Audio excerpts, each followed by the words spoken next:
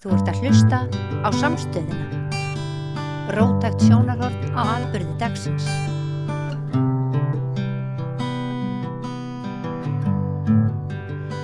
Komið sæl og velkomin eftir að Rauða borðinu. Ég heiti María Lilja og hjá mér eru hjónin Navid og Nanna. Verið velkomin.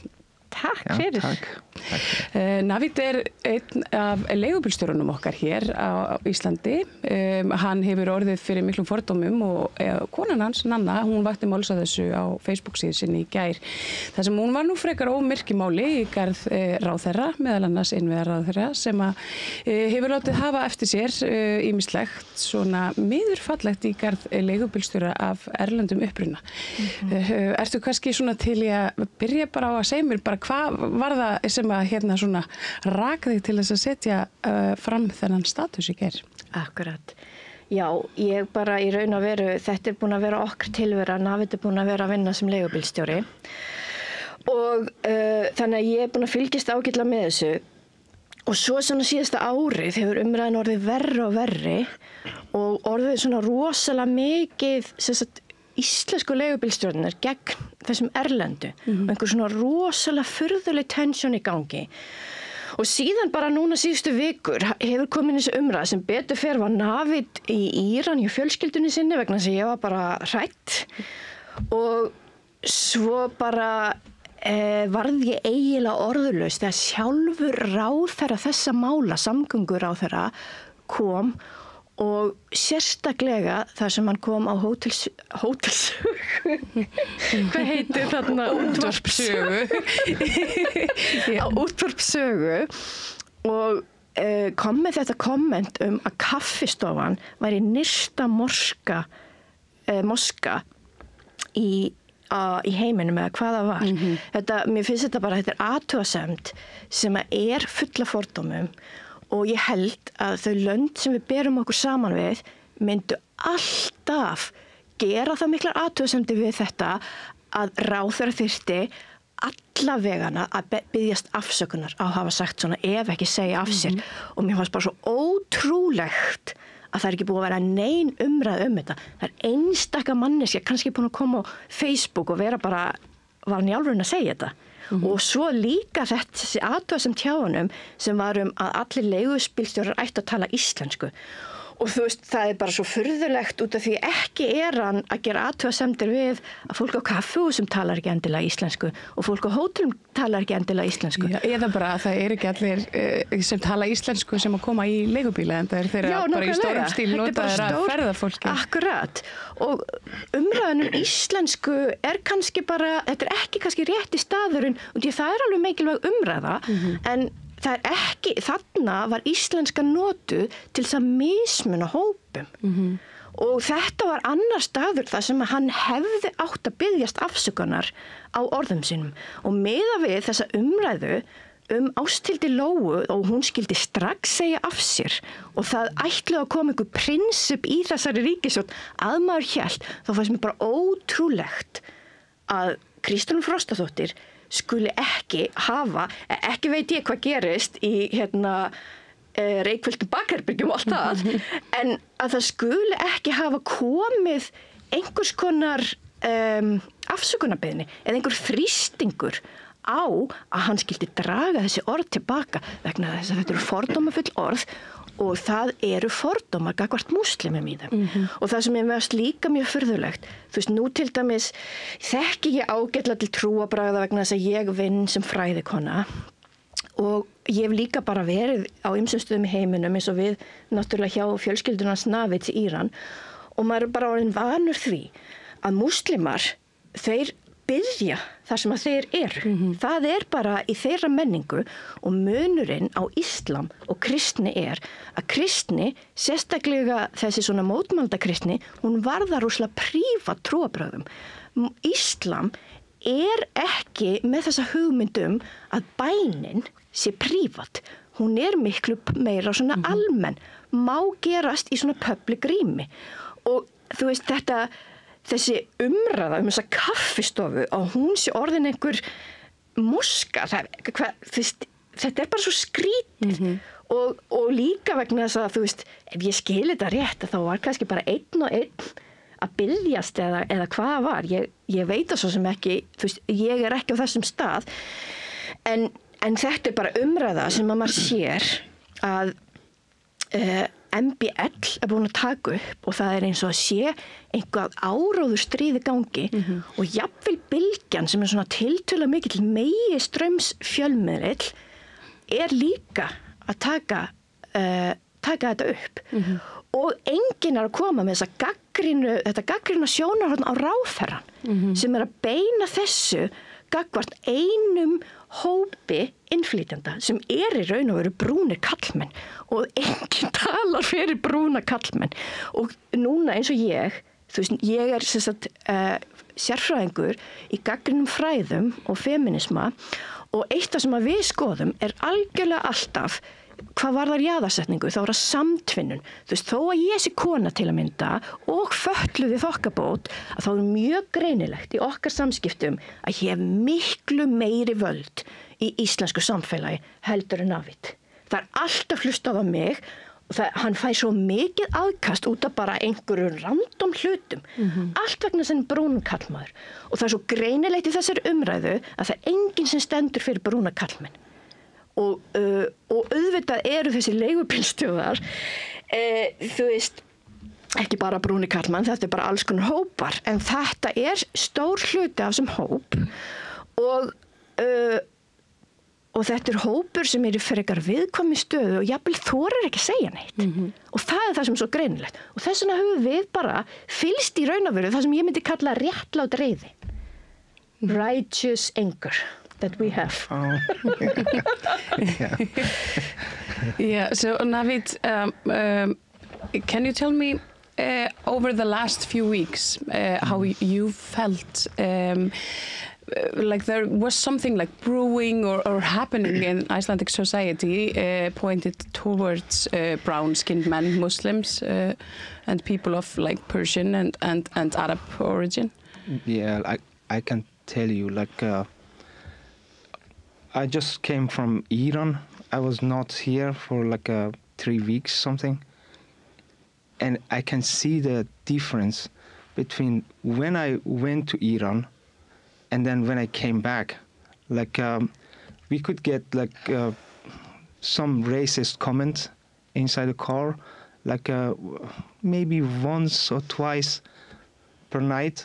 But this weekend when I went to work, I got 5 racist like comment and talk, you know, like okay, they were like rude people that like you not belongs to here, and then these nice people that they say it in a nice way, like okay, I drove these people to their home, and this guy, he was like talking nicely. I just want to know, like, you know, I was a pilot.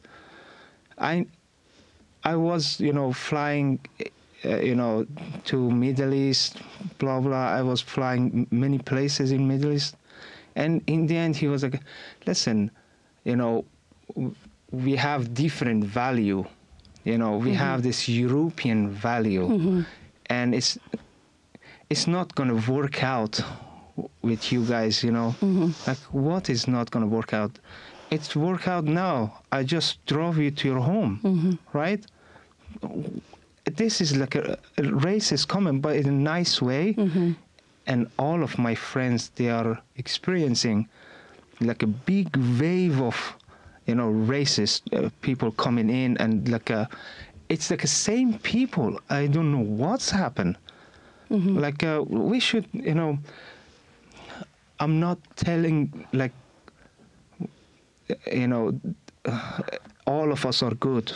You know, it's just like all kind of business. There is like a bad people, like a good people. There are some rotten apple.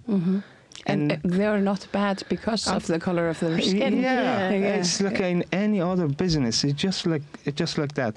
There are always those rotten apple. And yesterday I was I have like a gathering, you know, with my friends, and we were all like furious, like why this government or Samgöngustofa, when somebody does, some cheating or some what they call it, like hurting the business, why they don't cancel their taxi license? That's like a best way. Just aim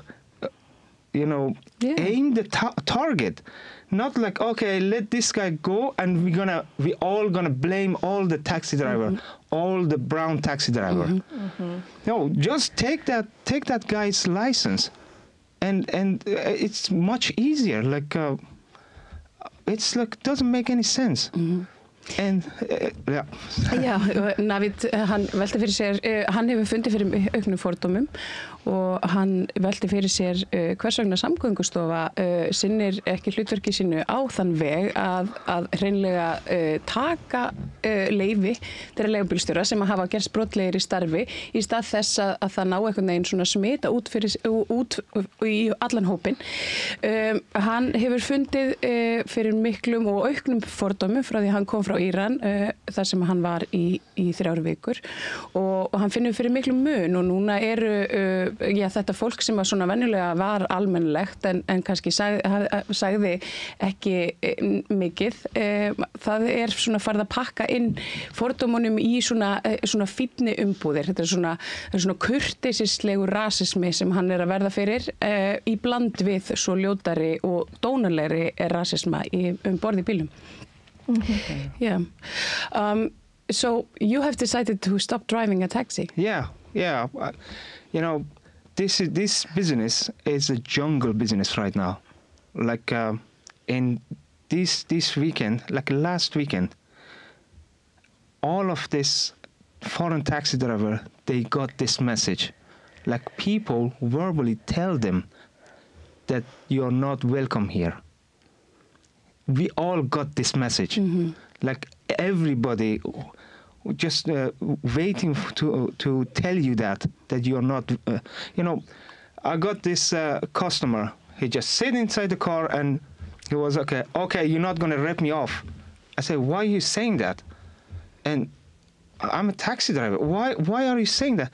Yeah, because I know someone who being ripped off by some taxi drivers. Okay, I was like, listen, you know someone being ripped off by some taxi driver, but me personally being attacked 3 times by Icelandic, passenger. It's just Is it not like make more sense that I tell you, hey, don't stop, don't attack me, But I don't say that. How you can tell me that?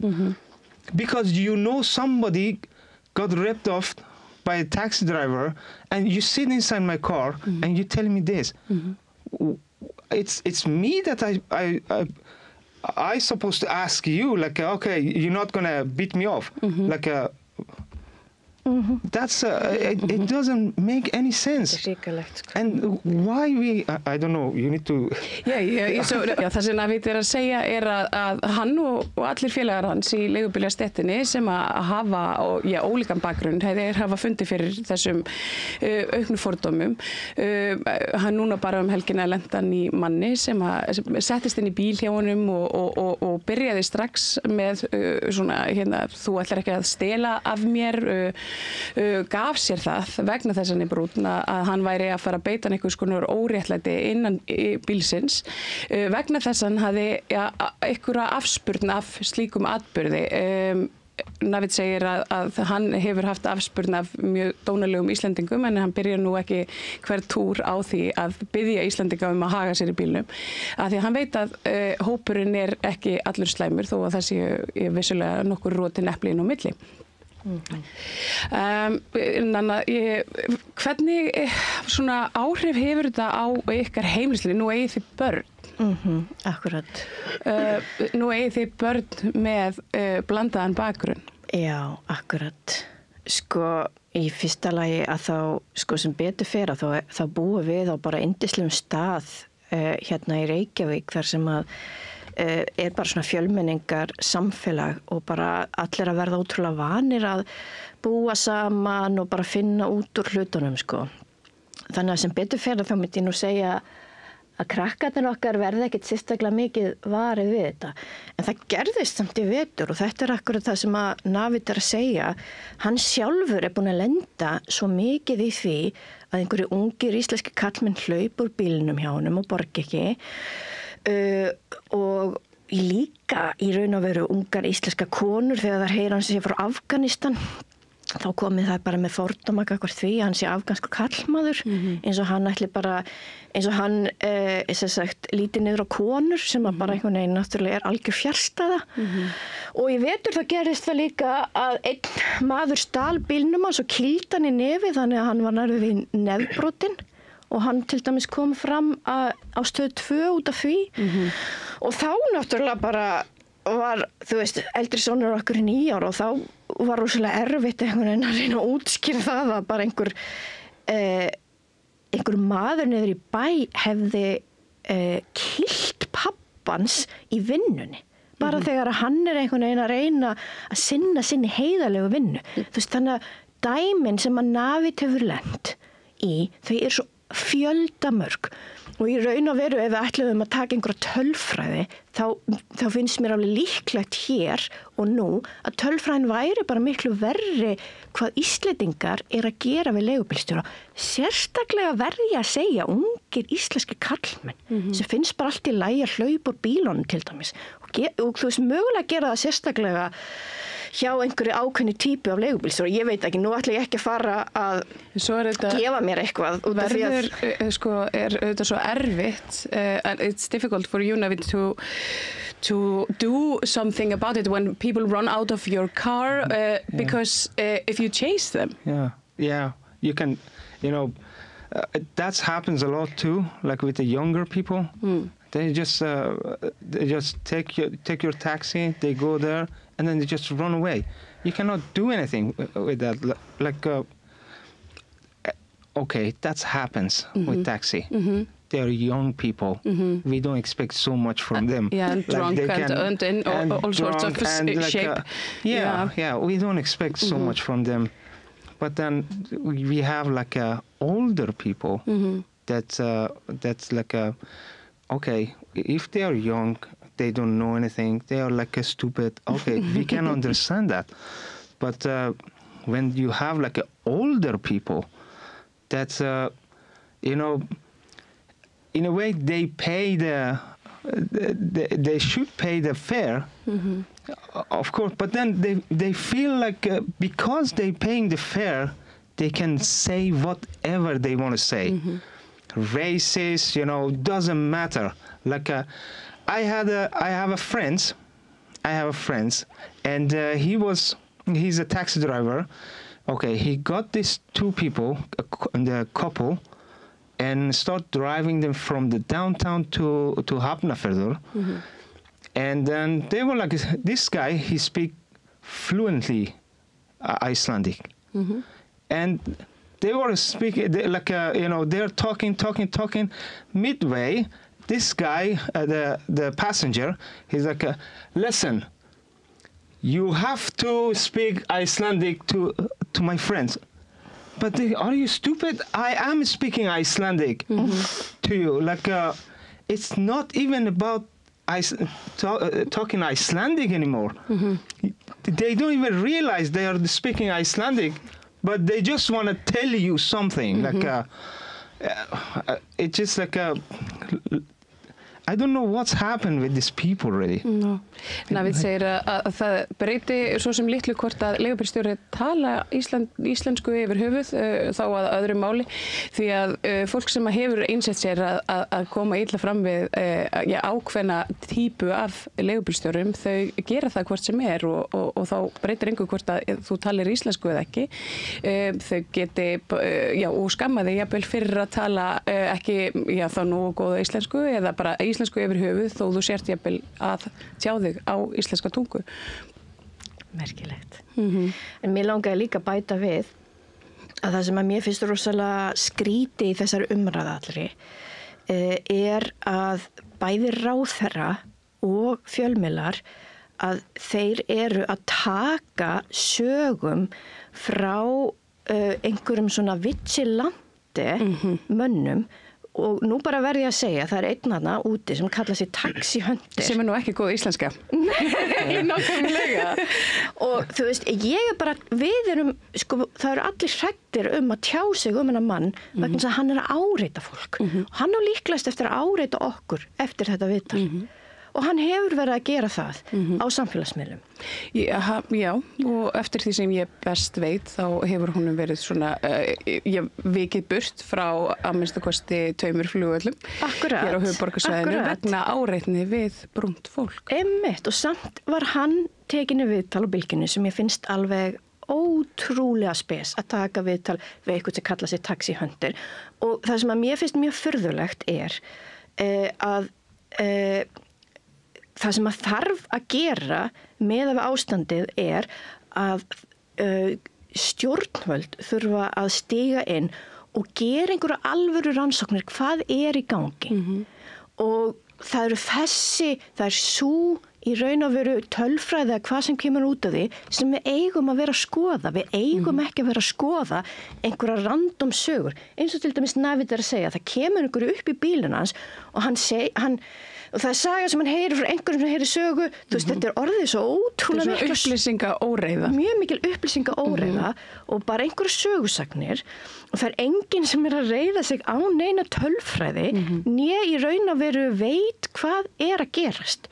Og vegna þess að það eru einhvern veginn ekki fleiri raddir að stíga inn og verja þennan hóp að þá þessi sem sagt áróður sem svolítið mikið að koma fram hjá Morgunblaðinu, hann að stækka og menn, svona vigilante menn eru séðir sem áreiðalegar heimildir sem að afskaplega skrítið og eins og við erum að segja auðvitað alls konar í gangi og það eru rotin epli en við verðum að fá einhvern til að skoða þetta almennilega vegna þess að það ótrúlega erfitt að vita akkurat núna hvað í gangi. En það sem að við erum að finna upplifanir þessa hóps sem að Navid í miklum tengslum í að þeir eru að verða fyrir mjög miklum fordómum og þeir eru að verða fyrir ofbeldi. Og það það sem í gangi og það það sem að þarf að vera miklu sterkari í þessari umræðu. Maður hræddur að þetta eftir að enda með ósköpum. Akkurat, af því að eins og við höfum kannski tekið eftir sem að búum á internetinu, we that live on the internet, we have noticed a lot of racism in the past weeks. I think it all began with a false news about alleged rape. And that was somehow connected to these this discussion about taxi drivers and the legal frame around that. And now we have like this, and it's just like a snowball. Because it's like a snowball of like misinformation. Because there's a grain of truth there. It's like women. They get attacked by men. That's the grain of truth there, and that's something. That's a societal problem. It has nothing to do with ethnicity or anything like that. But so that's kind of where we're at now. Yeah, it's like this guy, taxi hunter. He just like show like a.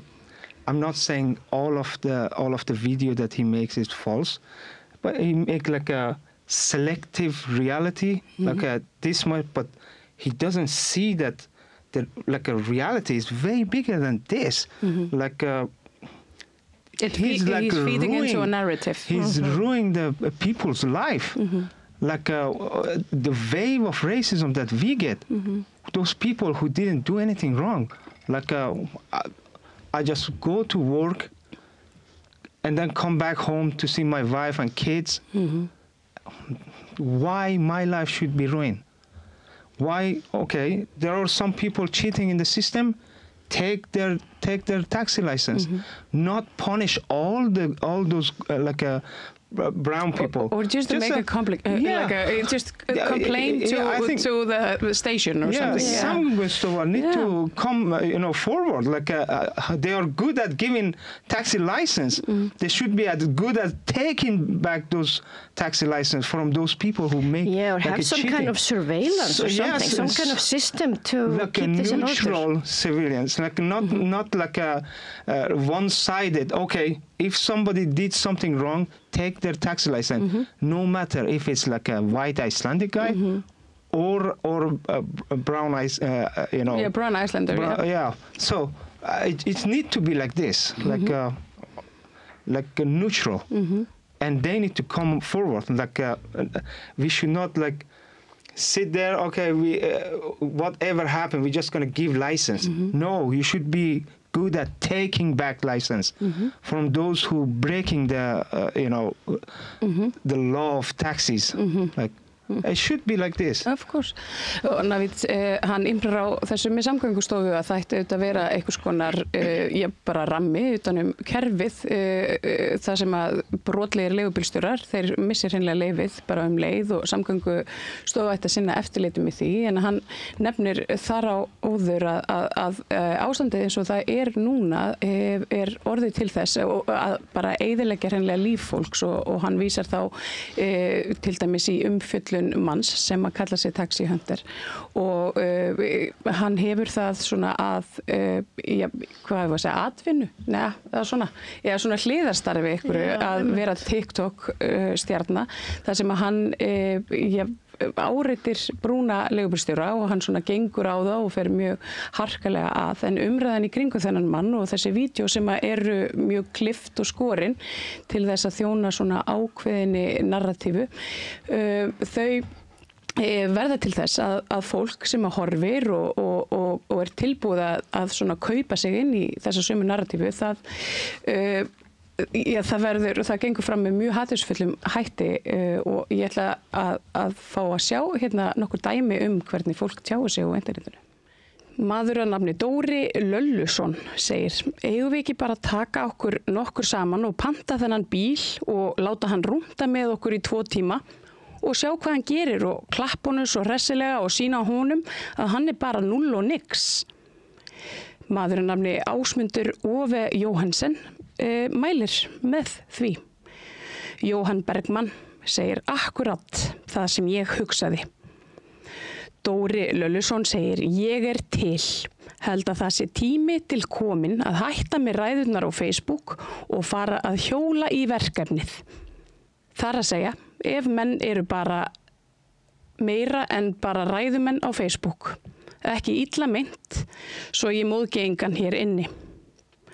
Inga Jóna Traustadóttir segir: látum hann hverfa í skjóli nætur. Dóri Löllusson svarar: hvar og hvenar hittingur í verkefnið að fara rúntinn með þessum bílstjóra? Hverjir eru til? Dóri Löllusson segir aftur: greinilega bara ræðumenn á lyklaborði hér inni, enginn sem þorir að láta knéfylgja kviði. Inga Jóna Traustadóttir svarar: nei, ekki alveg. Ef ég byggi í bænum myndi ég hiklaust slá til, en svo aftur á móti spurning hversu gáfulegt þetta er. Dóri Löllusson segir: ekki gera yfirvöld neitt, þannig að ágætt að beita smá þrýsting, þannig að þeir verði að gera eitthvað. Þarf kannski ekki að senda rotturnar á spítala, bara hrista þá aðeins til og hræða úr þeim hlandið. Inga Jóna Traustadóttir segir: þetta alveg freistandi hugmynd. Maður að nafni Frank Norman Eyþórsson segir: þetta verður aldrei hægt að leysa af í orðaskiptum. Þetta fólk allt of frekt fyrir það. Það eina sem mun fá það til að hætta ógnun, eins sorglegt og það að segja það. Þá það eina sem mun fá það til að stoppa að valta yfir Íslendinga og aðra venjulega ferðamenn. Á aldrei eftir að enda friðsamlega og verður mikið verra innan nokkura ára ef við gerum ekki eins og Danir. Inga Jóna Traustadóttir svarar: það löngu komið í ljós, þetta veður uppi eins og það eigi heiminn, enda það ætlun þeirra. Ólafur Ragnar Ólafsson segir: djöfulsins helvítis aumingjar þetta lið, væri gaman að lenda á þessum gæjum, leyfa þeim aðeins að finna fyrir því. Inga Jóna Traustadóttir segist sammála. En mér sýnist á öllu að þessi lögreglumaður sé alveg á okkar bandi sem frábært og við þurfum fleiri svona. Sigurður Haraldsson segir við þurfum að fara að taka upp annað en bara potta og pönnur. Inga Jóna Traustadóttir segir ég hef alveg hugsað það sama. Já, þetta eru ljót skjáskot. Já. Og þetta eru ljót dæmi orðræðina sem einhvern veginn og hefur verið normaliseruð núna undanfarið með tilkomu manna eins og Taxi Hunter og fréttin.is sem að svona í því að deila falsfréttum. Þú hefur, og þið hafið fundið fyrir þessu, ég meina Navid, you were in an interview some months ago about hate speech and like racism. Following that, did you like run across these types of comments on yourself? Eða þú, Nanna, hefur þú fundið fyrir þessu? Well, in the taxi, you mean? Or just online? Yeah. Online? Yeah. I don't... Sorry if I switch to Icelandic. Ég sá þegar að hann virtist fréttum hann að það var mjög mikið að slæmum kommentum undir þeim fréttum og við vorum svona að reyna bara að lesa þau ekki. En síðan gerðist það líka, ég með eitt skjáskot þar sem einhver var að svara Taxi Hunter á Twitter eða X og þá kom þetta bara upp þegar ég var að googla sjálfa mig og nýdoktor sem var staða sem ég var með og þá kemur þetta bara upp alveg hrikalega ljóta athugasemd sem ég vil ekki endurtaka hér hún svo ljót og það sem að við bæði þetta er bara meiðir ekki akkvart okkur báðum og sérstaklega og líka það vera að grafa undan mér bara sem fræðikonu og í raun og veru þessi svona vísindakerfi og þess að maður sér að þetta svona sömu öflin og trú ekki lengur á þessa svona kerfisbundnu þekkingu sem að reyna að koma á fót og þróa bara gegnum áratugin og aldirnar í vísindakerfinu. Og þetta einhvern veginn kemur þarna fram og ég líka íhuga að kæra þetta meiðiri vegna þess að þetta bara, þú veist, þetta hatursorðræða og við eigum ekki að leyfa þessu að ganga í raun og veru og við þurfum líka að setja afskaplega skýra gagnrýni á fólk í valdastöðum og hvað það að gera vegna þess að leið og manneski í valdastöðu tekur undir svona að þá eflist þetta til muna. Þetta auðvitað bara fólk auðvitað trúir á stjórnmálafólk. Já, akkurat. Og það auðvitað fylgir því sem að stjórnmálafólk segir að því að það áhrifafólk. Akkurat. Og það mjög alvarlegt að það taki undir svona. Það alltaf ákveðið áhrifavald og kennivald í því að vera ráðherra og það í raun og veru það þarf að hafa aðhald með þessu valdi og það enginn búin að hafa aðhald með Eyjólfi Ármannsyni sem alveg bara ótrúlega furðulegt og virðist rosalega vera vegna þess að stendur enginn upp fyrir hennan hóp. I was just saying, já, ok, kannski. Já, nei, allt í, bara, það sko, já, ég kannski bara svona áður en ég slepp ykkur, já, ég ætla bara að láta vita því hér að öll þessi ummæli sem að, já, mér þykir persónulega tilefni til verða tilkynnt til lögreglu. Hvernig mætir lögreglan þessum málaflokki og hvernig stendur lögreglan, how do you feel the police is reacting in these cases? Do you feel that you're safe to go to the police? I have to ask. Well, in this case, the taxi driver are like most in need of police, really, because we have so many crazy people in downtown, and we kind of need the police a lot. That's happens many times that we need to get help from the police. And it's just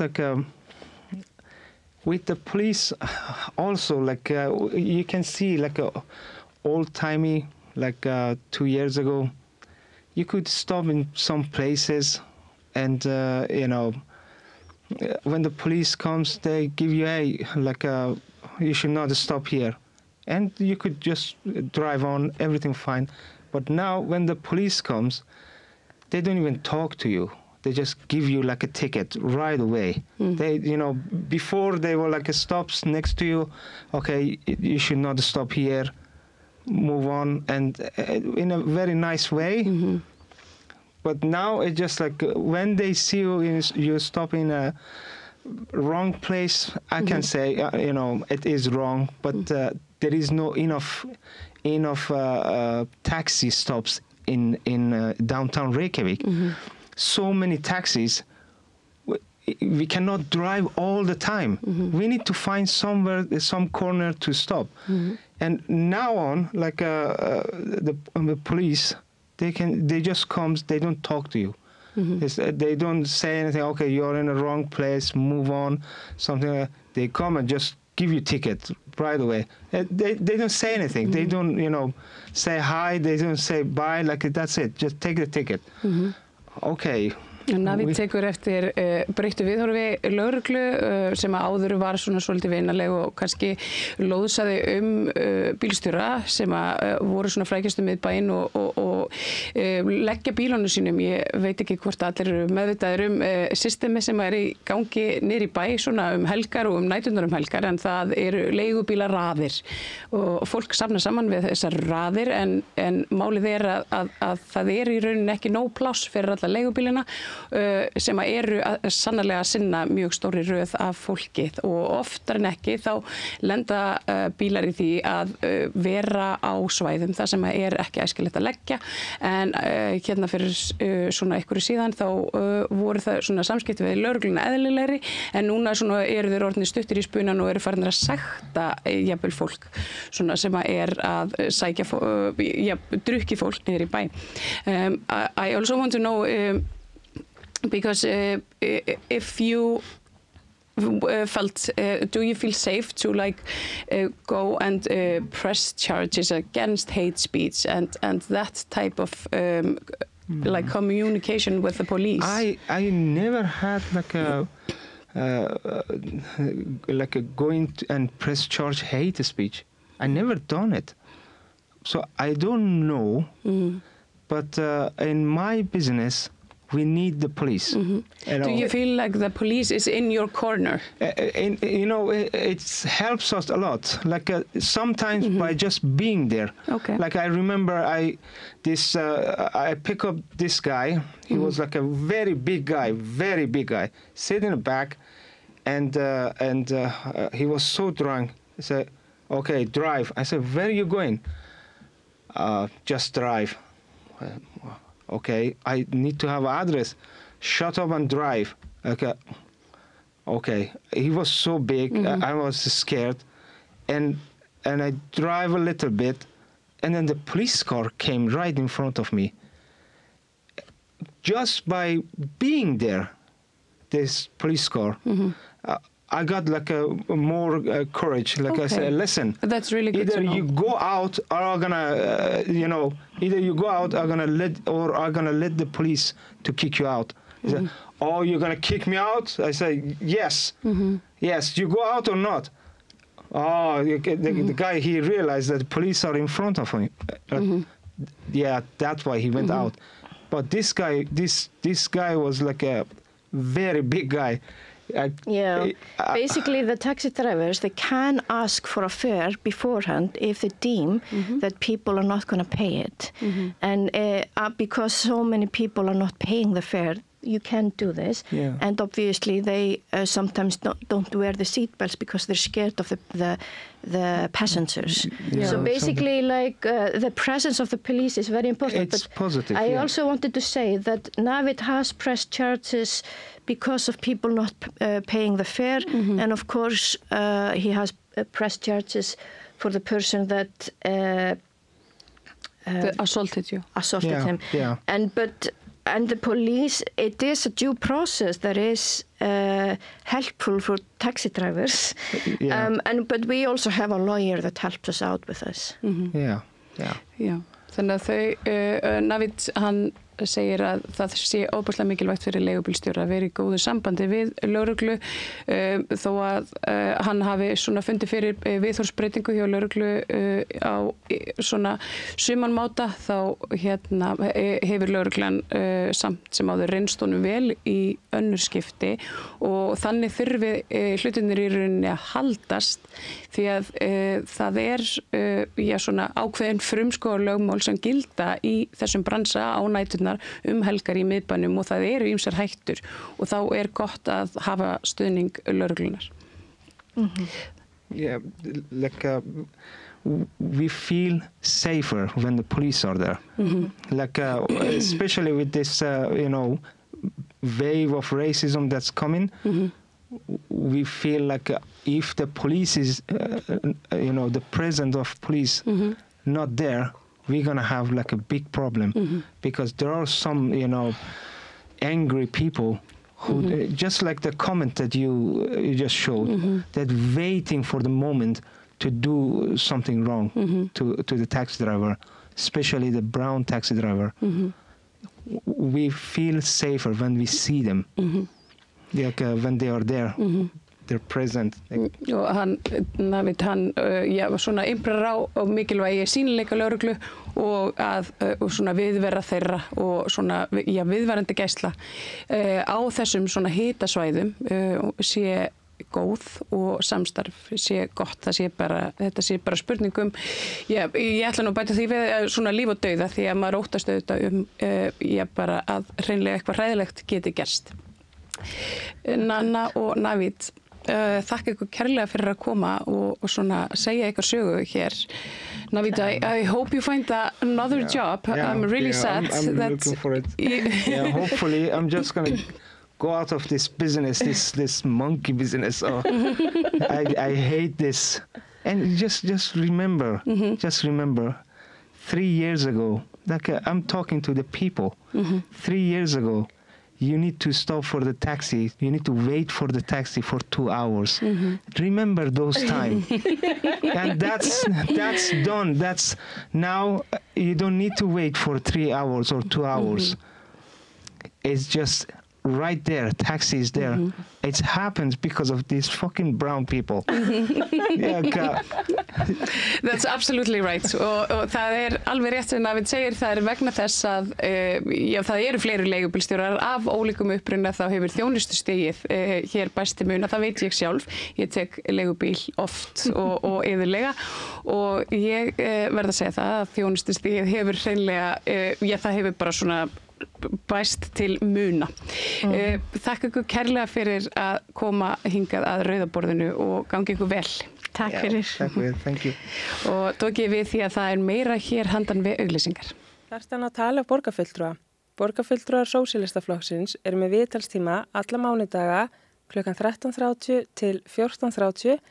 Það þarf ekkert að bóka tíma, endilega kíkið við í Bólholt 6, 105 Reykjavík.